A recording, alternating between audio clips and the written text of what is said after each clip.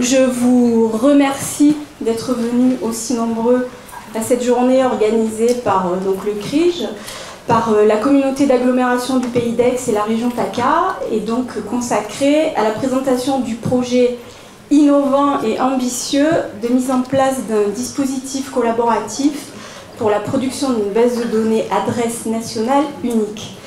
Donc, compte tenu des enjeux liés à l'accès à une base de données d'adresse la plus exhaustive, actuelle et fiable possible pour tous les acteurs du territoire, qu'ils soient publics ou privés, dont nous espérons avec les co-organisateurs de cette journée que cette première étape du BAN Tour, que nous sommes très heureux et très fiers d'ailleurs d'accueillir en PACA, permettra, grâce à vos réactions et contributions cette matinée, mais essentiellement cet après-midi, de concrétiser par la mise en œuvre opérationnelle de ce beau projet à court terme la déclaration d'intention conclue entre les partenaires représentés ici et qui vont prendre la parole, que sont Etalab, l'IGN, OSM et La Poste, donc le 14 novembre dernier.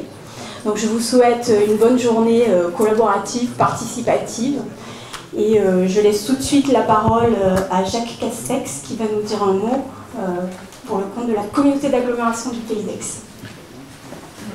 Merci Christine.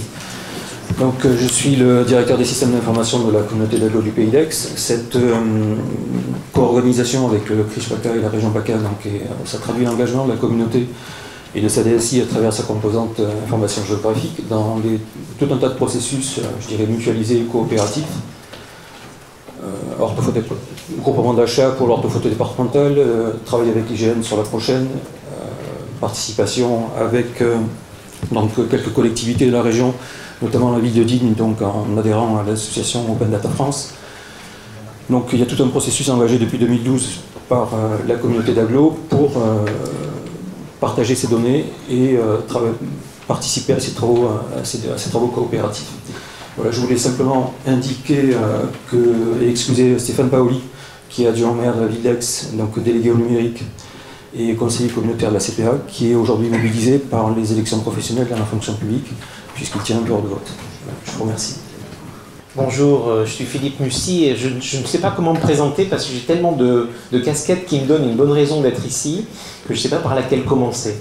D'abord, je suis conseiller régional délégué au numérique et donc je voudrais vous souhaiter la bienvenue pour ceux qui ne sont pas de la région, dans notre belle région PACA ou dont le président, Michel Vauzel. Mais je suis aussi ici parce que je suis le président de la commission d'animation territoriale du CNIJ et donc je rencontre très régulièrement l'ensemble des acteurs de l'information géographique en région de France.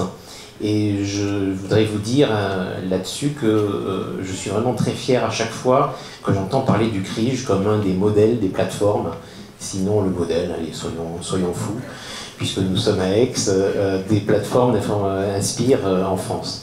Donc merci à tous, parce que je sais que beaucoup d'entre vous êtes des acteurs de la vie du CRIJ.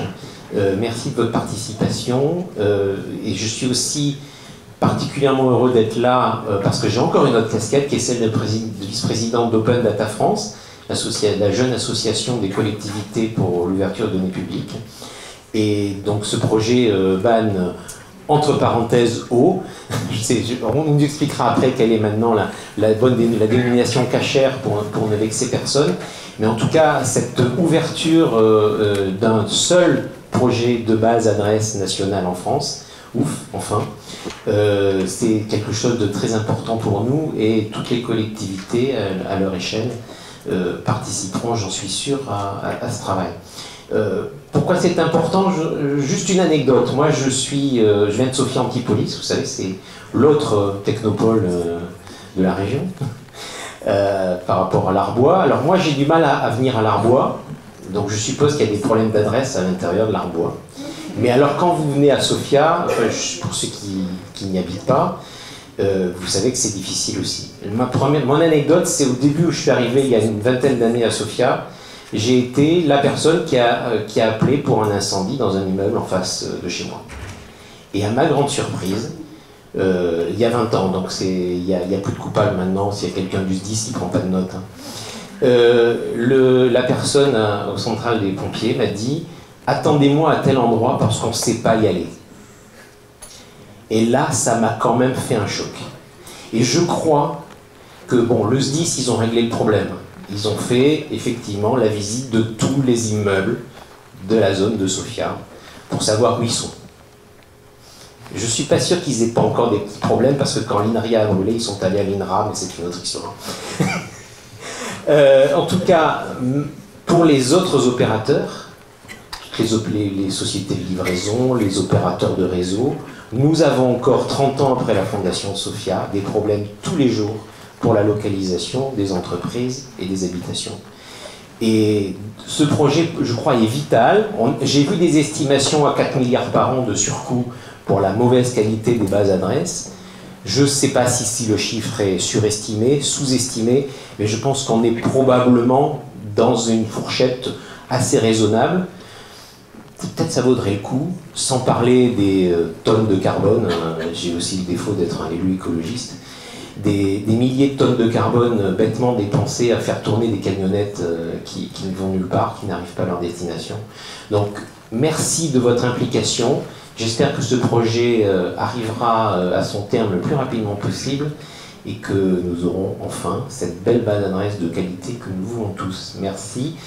Et enfin, je voudrais terminer par des excuses parce que je suis obligé de vous quitter. J'avais prévu de rester, mais un impondérable. Donc je vous abandonne et je suis sûr que j'aurai des rapports sur ce qui va se passer et des retours et que ça n'est qu'une première étape et du ban autour et de l'action ban en région PACA.